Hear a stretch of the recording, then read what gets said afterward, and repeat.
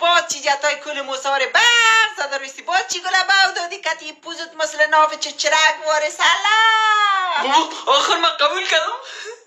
علاوی شکر با اولاد سالم که آخر قبول کرد گپ بابای مقبولش این حال خورزادگه کمت پری کوی قاف غین واو خدا برش میگیرم این حال الا شکر که قبول کردی تنا نای نای نای تینا نای نای نای تنا نای نای نای تینا نای نای نای تنا نای نای نای تینا نای نای نای نه بابا تو غیر گپ سرچپه فکر میکنی. ما گپ لوللی دختر عمه من میگم.